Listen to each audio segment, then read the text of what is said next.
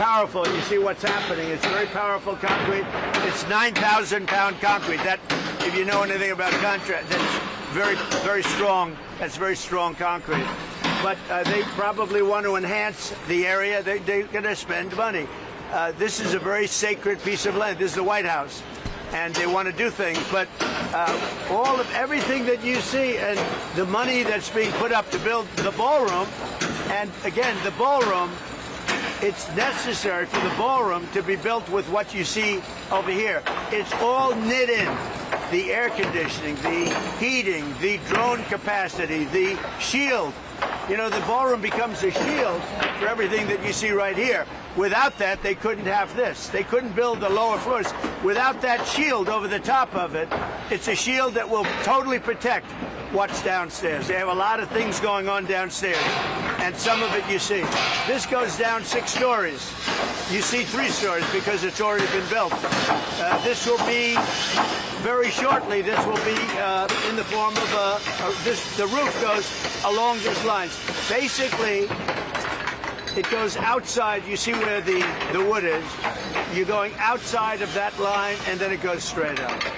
And it's all protection, and everything's together. You can't build one without the other. And what we have is we have the safest building ever built, in my opinion. You can have, and you know, the other thing is, when we're right on budget, we're right on plan. The only budget change would be that we doubled the size at the request of the military. We doubled the size, but we're right on budget, right on plan, and originally we were going to build a much smaller room, and it wouldn't have done the job. It just wouldn't have done the job. You have too many events. Like if we have President Xi coming here, we have no place to put him. We had the King and the Queen the other day, and we had 1,000 people wanted, and we ended up having 100 people sitting in a very small room.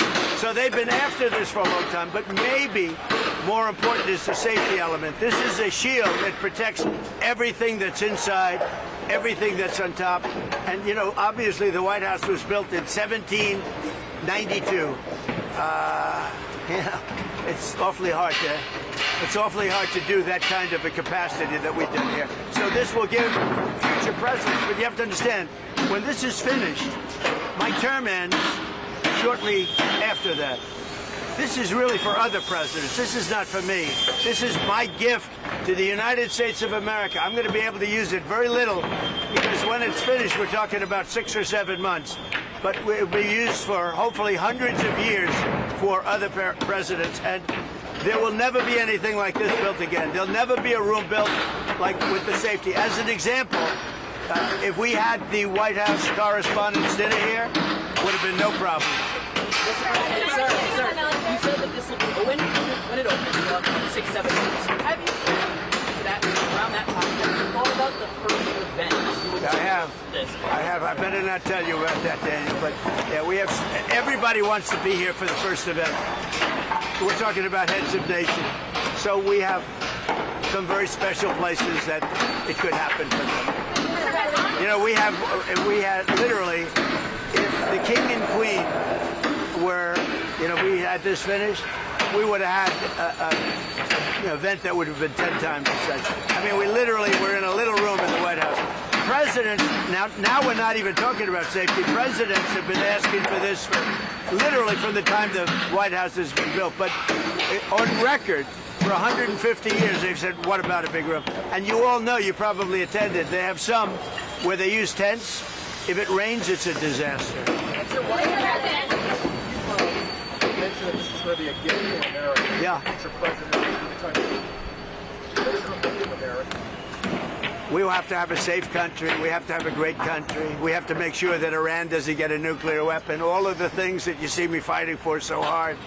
And it's always tough. You know, we're negotiating with Iran, and then you have the Democrats, I call them the Democrats, putting in a bill that Trump should immediately stop. You know how it is to negotiate with a country where you're beating them badly? They come to the table, they're begging to make a deal, because they're begging to make a deal.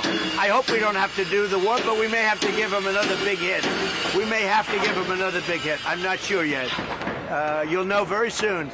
But how do you feel when you're negotiating, you're winning every point, and they say, but in Washington, they want to stop you from negotiating. They want to stop you, and it's only political. It's the Democrats. They're dumb. It's a new name. It's a very accurate name. So I'm in the middle of a negotiation. I'm saying you cannot have a nuclear weapon, and it comes over the wire that the Democrats want to stop Trump from further negotiations. They want to stop Trump from, if he has to, giving them another slap. They want to have a nuclear weapon to blow up the Middle East and to blow up, frankly, the world. It's not going to happen. Nice to see you, by the way. Good job. How close were you to striking Iran? You said I was an hour away. We were all set to go. You're talking about yesterday. Yes. We were going to be striking it would have been happening right now. Yeah, it was all done. The boats, the ships are all loaded. They're loaded to the brim. And we were all set to start. What did the big Gulf nations tell you that convinced you? They said that they feel they've had for the first time in almost 47 years. You know, Iran's been the bully of the Middle East for 47 years. I mean, literally the bully of the Middle East. And they're nasty, very dangerous. They wanted a nuclear weapon. Had I not terminated Barack Hussein Obama's Iran nuclear deal, had I not terminated it, see, that's the win. That can't happen with the real structure. On Cuba, what do you want to see from Cuba's government for the option of military action? You're talking about Cuba? Well, we're going to see. Look, Cuba is calling us. They need help. Look, Cuba is a failed nation. Cuba needs help, and we'll do that. Just hold them, though. It's like an exercise game for it. Give that to me. I'll hold it. I'll hold it. It's so beautiful. See, I look so thin. They'll say, oh, he's gotten so thin because I'm holding this. You don't have to look at my waist. You can look at this. You saw enough of my waist along with President Xi.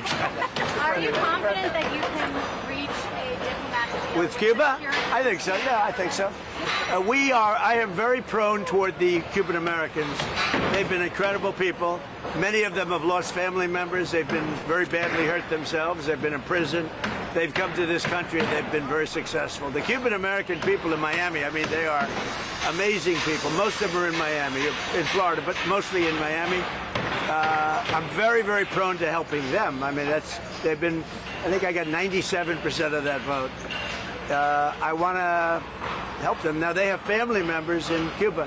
They've been treated very, very badly. They've been treated extremely badly, and we're going to get that solved. That's not going to be hard for us to solve. But you can do that without changing the regime or anything. Well, I don't know about changing the regime. I could do that, whether you change a regime or not. You know, it's been a rough regime. They've killed a lot of people, but it's a country that really needs help.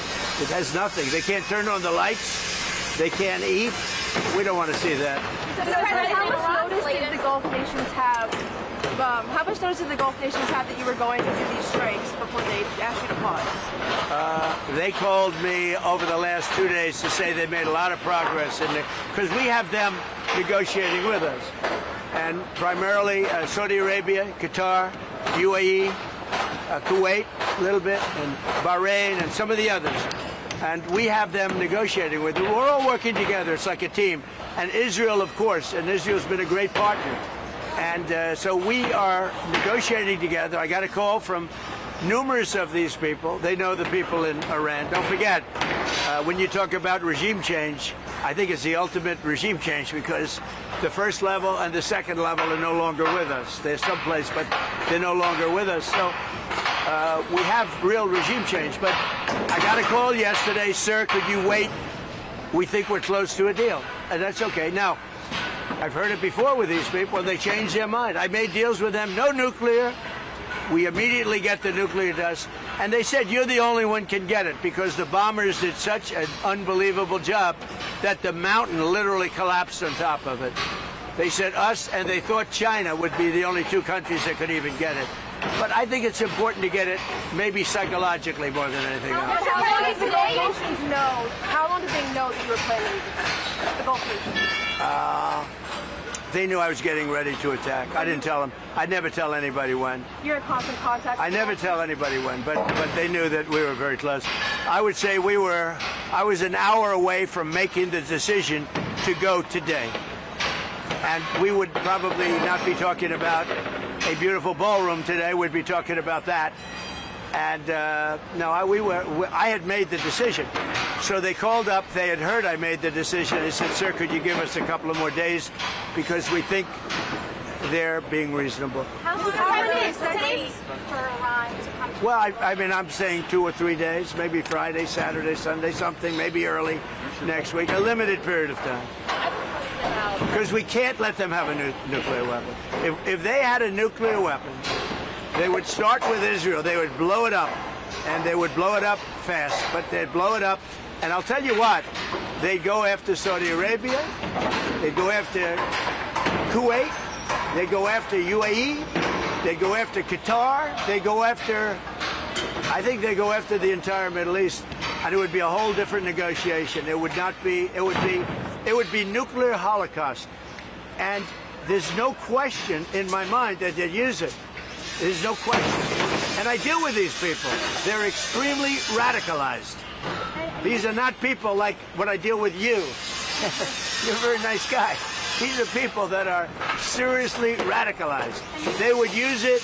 The only question, would it be the first minute, the first hour, or the first day? How many pause at any time? Does there come a point where you're no longer going to be in I'm not doing this politically. I'm doing, look, everyone tells me it's unpopular, but I think it's very popular. When they hear that it's having to do with nuclear weapons, weapons that could take out Los Angeles, could take out major cities very quick.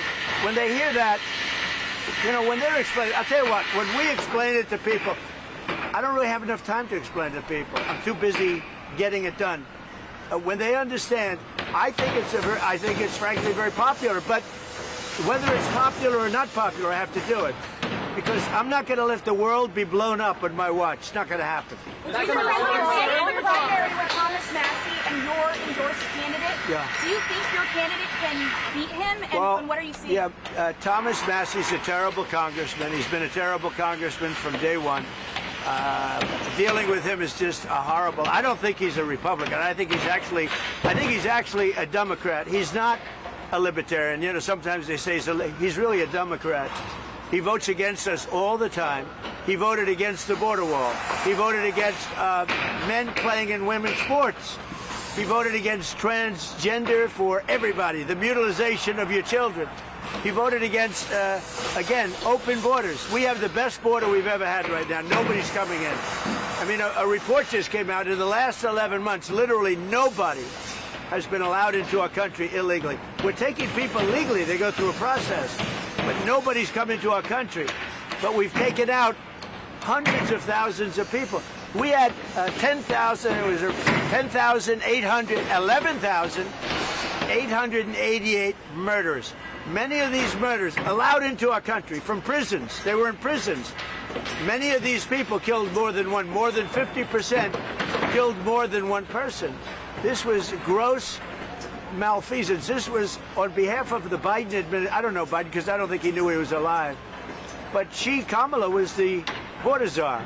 She never called, not one time, she never called the Border Patrol. She never called ICE. She never called law enforcement. She never went to the border. Think of it. I used to call every single day. And that's recently. Now I call less. We have nobody coming through. We had caravans coming through with tens of thousands of people pouring into our country. We had no idea who they were. We would have been, I'll tell you what, our country would have been destroyed. If they won this election, our country would have been, we have now the hottest country anywhere in the world. If they had won the election, our country would have been destroyed. Our country was a dead country 2 years ago, and now we have really the hottest country in the world. And this is the ballroom, and it's going to be something incredible. You see the quality of it, and they go right, those columns go right into the roof. And on top of the roof, we're going to have the greatest drone empire that you've ever seen, and it's going to protect Washington. Thank you all very much. We have a little breakfast for you. Really? Yeah. Where is the breakfast?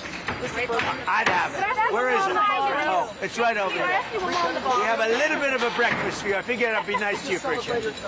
We dedicate to 1,000 people gathered. It was great. Yeah. I did. Scripture.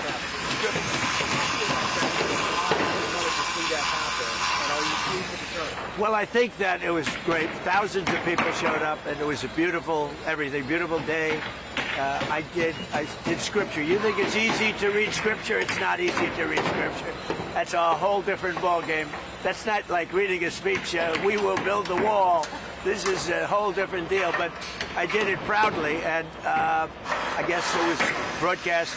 We had tremendous crowds. I think religion is very important for a country. I think having this country was built largely on religion. If you look, it was built so. And when you have strong religion, you have less crime. It's just a fact. You know, whatever it may be, it's like, gee, I want to go to heaven, so I'm not going to do this or that. Who knows? But we have a country that was based on religion, and I'm very proud of that.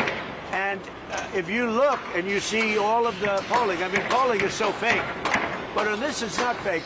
Religion is really going up in the last year. And during the time, I mean, really during the time I first got elected in 2016, it's a much different thing. I'm very proud of that. Religion is a good thing. Christianity, it's a great thing for our country. I mean, so many of the things that we've done, the successes that we've had have been based on Christianity and religion. So I'm very proud of that. Religion is taking off like our country is taking off. Our country's hotter now than it's ever been, and I'll tell you, religion is making a tremendous comeback. You look at churches today, they're full. You go back 2-3 years, nobody was going. So we're very happy with it. Mr. President, why do you think about the hate crime that we see happening? Yeah. No, I'm always concerned. I see things happening. Look, from the beginning of mankind, you've had that. You've had the good and you have the bad. I'd like to get rid of the bad, but somehow that's going to be there. But the good has been many times what it was. Really many times what it was. On the ballroom, if Congress is not going to this $1 billion for your security funding, would you be willing, or would you be willing to go to your donors to ask for that money? Well, this is money for the whole premises, including the East Wing. This is the East Wing section. But the ballroom is, as you see, it's going up. It's ahead of schedule. It's larger because they wanted more military capacity. They wanted more drone capacity. They needed a larger roof. And frankly, we needed a larger facility. And so we're doing that. And we've done this in strict coordination with the military and with the Secret Service. And they've been great to work with. The money that they're talking about is the surrounding areas and maybe enhancing some security aspects of the building. But the building, as you see, it's a very active site, and a lot of people are amazed. And by the way, that floor goes down 3 floors, just so you understand. You're seeing almost the top floor. That floor goes down 3 floors, and there are many things in there having to do with security. And many of those things are going to be taken from there and put onto the roof of the building, and that has to do with drone and missile capacity. A lot of presidents have done renovations to the White House, to all these things. Why do you think people are so mad about your renovations? Because I'm doing it. The Meridian Hill Park, you got the water flowing again, all of it, and they just seem to hate you for it. Well, it's a sad thing, actually. You know, and it's very nice. I appreciate the question. First I said, oh, this is going to be a negative question. Then I heard she's really saying, why do they hate you for fixing the water fountains? So, you know, we have 40. I know. Because I want to see Washington be beautiful. To me, it's very important. But as an example, you mentioned the water fountain. We didn't have one water fountain. I think we have 40. We didn't have one in Washington that worked. And soon they'll all be working. Many of them work right now. And I think one of the best things, President Obama, President Biden spent much more than $100 million on the reflecting lake between the Lincoln Memorial and the Washington Monument. They spent much more. They spent, some people say, $200 million. You know what they got out of it? A closed lake. It never opened, and when it did, it shut right away. It leaked. It was a disaster. I'm doing a job on the reflecting lake for a fraction of what they paid. Now, I've upgraded it I got so into it, I've upgraded it like you wouldn't believe. I'm doing all the walkways outside. I'm doing it properly. But it's a much bigger job. But you see it's happening now. It's going to be beautiful. It's going to be waterproof. It's going to be reflecting again. I took over a dirty, filthy thing that wasn't open, and it was disgusting. And friends of mine would come to the Lincoln or the Washington, and they'd say, Sir, it's disgusting. I said, what's disgusting? The reflecting lake. So I drove down, I looked with Secretary Burgum, who's fantastic, of Interior. He's fantastic. And we got together, and we have, it's under construction right now. I want to get it open before July 4th, which we'll easily be able to do. It'll be open before that, but easily be able to do. July 4th being a very special day. And it is going to be beautiful. Beautiful blue color, dark blue color. It's very reflective. I put a thing out yesterday showing the reflection. We did a little test. We wanted to see. It's unbelievable. It's like a mirror. Did it look good? Did Well, it work? it's like a mirror. It's beautiful. And I saw there was guys out there almost like, are they hand painting it? Is that how they're doing it? Yeah, well, they're fixing the stone outside, and they're sandblasting the stone. We're doing a much bigger job than we wanted to do. But think of it. Obama and Biden spent over $100 million, and you know what they got? Nothing. They opened it up, and it leaked like a sieve, and they closed it, and it stayed closed. They've been working on it for years. I've been working on this for a couple of months. When it's finished, it's going to be incredible. But we have other fountains, beautiful fountains. They haven't worked in 30 years. They're just sitting there rotting, and most of them are now open. And right across the street, I made a donation, and I'm building Lafayette Park. Are you really? And it's going to be beautiful. How much was the donation? I like her. How much was the donation? How much was the donation to Lafayette? About $10 million. Are you happy with American So- flag blue? Well, I put up the American flag. No, the American flag blue. Are you happy? I think so. I mean, I'll let you know. I wanted a lighter color blue. The person that really knows this stuff said, no, dark is much better. You don't see the leaves, and you know, things will get in there. Plus But that most importantly, the dark reflects much better. Mr. President, why does the establishment media keep claiming so desperately that MAGA's divided? Well, I think it's the strongest it's ever been. You know, you take a look at what happened in Louisiana 2 nights ago with a certain senator that was very disloyal to me and to the Republican Party. He's not even allowed to run for office. We have another big race. This guy Massey is terrible. Let's see what happens. It's not easy beating incumbents, but we have a great guy running against Massey. Massey's a terrible, I think the worst congressman the Republican Party's ever had.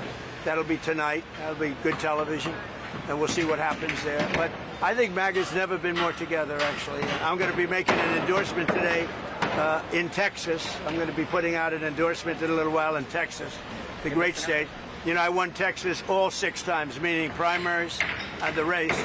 And I got the highest vote in the history of Texas. And I love Texas. But I'm going to be making a endorsement at about 12:30, 1 o'clock today for the big race, the Senate race in Texas. And I hope you find it good. So I do think, I mean, I appreciate the question, because even CNN, they did a poll 2-3 weeks ago. They said Trump is at 100%.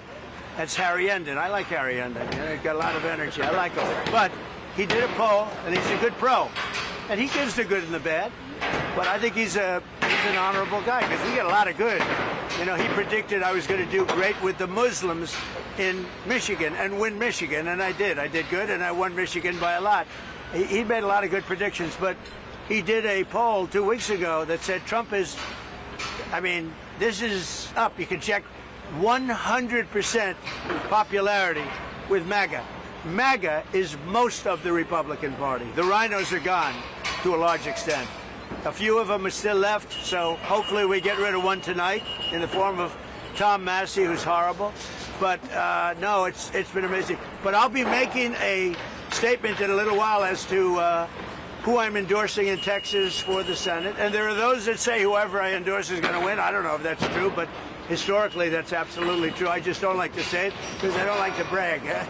What helped you? Have you found anyone you're running as Lauren Boebert? Well, I've had my mind made up for a long time, but I just think it's going to be, you know, I just think it's appropriate. Mr. I have President, a question. There's words that President Xi told you during your meeting that perhaps Russian President Vladimir Putin would come to regret invading Ukraine. Did he say that No, to he you? didn't. No, he never said that. Mr. President, you mentioned that the ballroom was your gift to the country. It's a gift. It's a gift from me and from incredible, successful companies and patriots. And they put up close to $400 million. And you see what's happening, and it's beautiful. And again, it's ahead of schedule, unlike the Fed building. Think of it. This building at $400 million, the Fed building at $4 billion, And it's a tiny little project by comparison. And you spend a lot of time renovating the White House, the Rose Garden, the Colony. I do. Putting up the American flag, those flagpoles on each side. Nice. Why was this so important to be part of your legacy? Well, this is the most important because number one, security, and number two, it was so needed just on a social basis for presidents. And again, I'll be here for a very short period of time. When this opens, I'll be here for a very short period of time.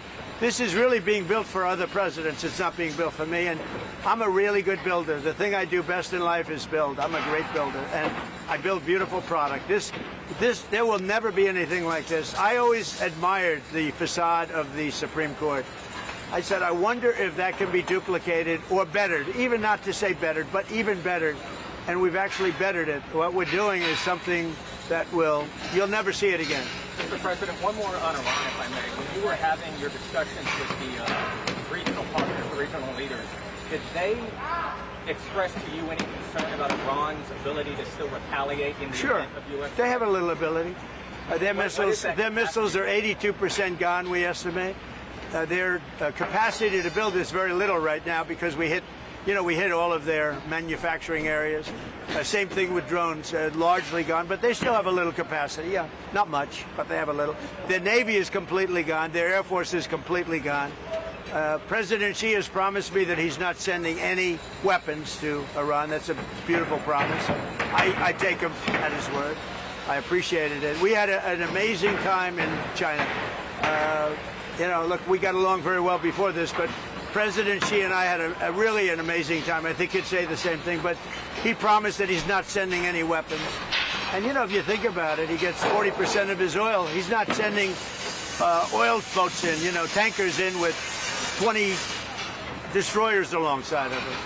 No, he wants it. He does want it open, like me. I want it open, and we'll get it open. But Iran has used the Straits as a military weapon for 47 years, really much more than that. And that's not their strait. That's international waterways. That's not for them to do. And look, they've learned their lesson. If I left today, it would take them 25 years to rebuild. But we're not leaving. We're going to do it right so that in 5 years, 10 years, if you have a bad president who doesn't want to do what's right to do, this should have been done by Obama. This should have been done by Biden. It should have been done by other presidents long before me. And everybody agrees to that. They agree to it. Mr. President, you pushed to suspend the federal gas tax. Yeah. Are there other initiatives that you're... Well, there may be. It's very temporary, yeah. Yeah, there may be. Anything to keep it down. Look, as soon as this war is over, gas is going to... I had gasoline down to $1.85 in Iowa. I was in Iowa, and the stations had it at $1.85. But I was down to, in many cases, less than $2 a barrel, a gallon. And then I said to myself, this is great. We just hit a new high in the stock market. Everything's going good. I'm sorry, but we have to go down and take a little journey down to, we have to do something with Iran. We cannot let them have a nuclear weapon. You want to see the world exploded? You want to see a problem? And this is peanuts. And I appreciate everybody putting up with it for a little while. It won't be much longer. But you're going to have, and frankly, there is so much oil out there. One of the things that is happening is these big ships are coming up to Texas, Louisiana, and Alaska, and they're loading up. But I don't even think about that. What I think about is you can't let Iran have a nuclear weapon, and they won't have a nuclear weapon, and they fully understand it. Mr. President, I once asked you, how do you deal with the rise of Iran? And some time ago, during your first term, you told me success will bring us back. Success.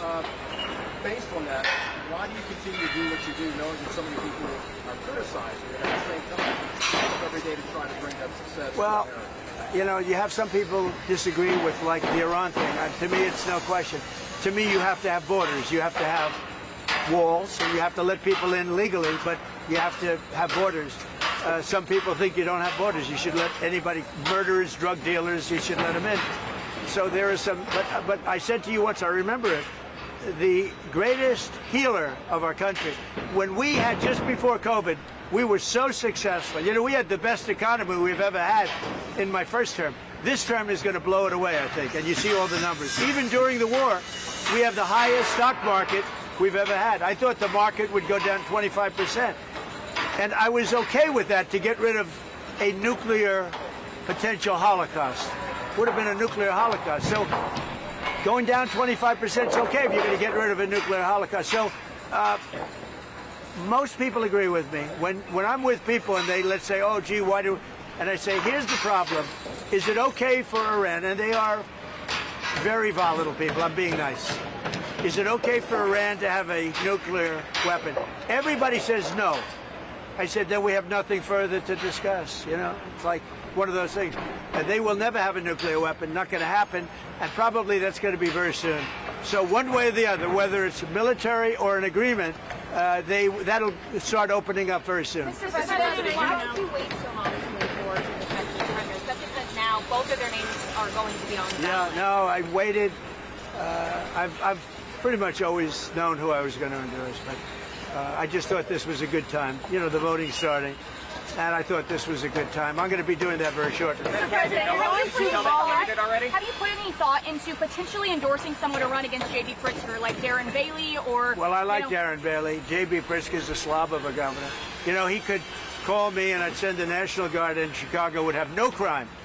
Look at Washington, D.C. Did you see the crime stats? It's down to like nothing. People go to restaurants now, new restaurants. Restaurants are all being closed in Washington. Now they're building new restaurants. It's a hot city. We have a beautiful city. We have very little crime, almost no crime. And we could have the same thing in Chicago. All he'd have to do is say, President, I don't want to have any crime in Chicago. Can you help me? Within 3 months, Chicago would be a different place. What about the mayor, Brandon? What can I say? He's so bad. He's so bad. Mr. President, you're going to Lawler's district on Friday. I talked about making health care more affordable. Right. You've done that. And you made a major announcement yesterday. That was a big announcement. Got no coverage. I reduced drug prices by 50, 60, 70, 80%, and it gets no coverage. I think it's maybe, other than medical itself, like a cure, I think it's the biggest thing to happen in healthcare ever, maybe. I brought the price. We paid the highest price in the world. Now we're paying, as of now, we're paying the lowest price in the world. Prices of drugs have gone down 70, 80, 90%. For 28 years, they never went down. In my administration, I got it down 1/8 of 1%, that I thought it was great. The first time, the only time in 28 years that it went down. Now I got them down 50, 60, 70, and even 80%. And that has a huge impact on healthcare. Listen, go have breakfast. Have a good time. Thank you, Mr. President. Have breakfast. Enjoy your site. You can shoot down there, but it is the next time you come here, those columns will be standing even taller. How long did it take to design the underneath? Like you said, kind of the military was, like, what was the architecture? Actually, the underneath part's a good question. It's far more complex than the upper, because what you don't see are the floors that are beneath here, and they have very, very important rooms down there, the most important. And this was the one opportunity for the military to do something. You know, they came. Normally, I'd build a ballroom on flat land. I wouldn't have any of this. It would have been built. I'm very fast. I'm a very fast builder. We're way ahead of schedule here, but we went down 6 stories. So it's actually far more complex than the easy part is up. But again, we have a drone-proof roof. We have it's all sealed, and all of this that you see is totally sealed. And we use it as a drone port. We can have unlimited drones up there, and drones are what's happening right now. Thank you all very much. Mr. President. Thank you. Thank you very much. Don't eat too much. What did you give us? What you serve? You're going to see. Where is it? You're right over here.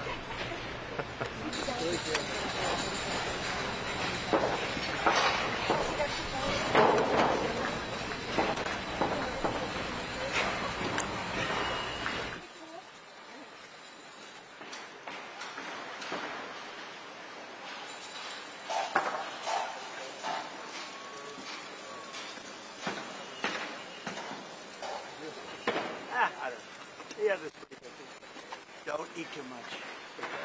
Where's the food? Oh, it's over here. Enjoy it. We could put it right on top of the foundation, but I'm afraid somebody might fall in. Right? Eat before it gets cold. Oh.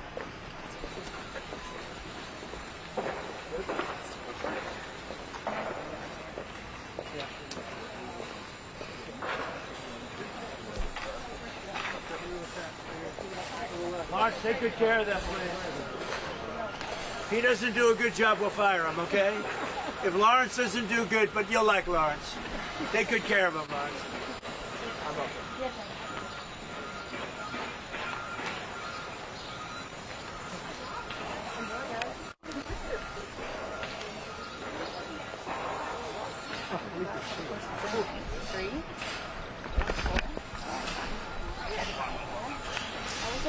Who's really giving it to the other side? This guy. I'm 100% grabbing it. Whatever you want. I'm just wondering that.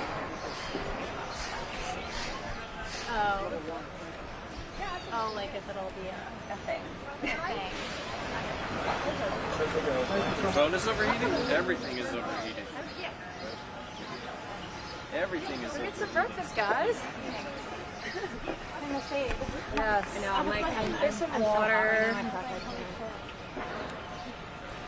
Yeah, everyone please drink Like, water. bring us out on the hottest day. My phone was like not sending emails out. My because phone it was too hot. jacking out. Yeah, and it was so too hot. And delayed. Outlook kept on closing off.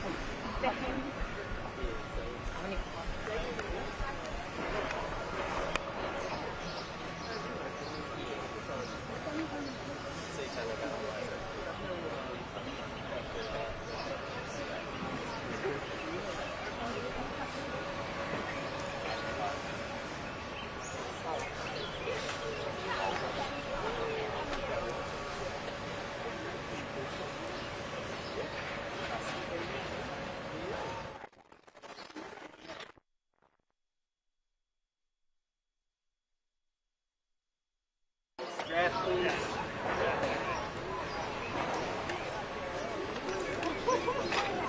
I took one. I'm okay, thank you.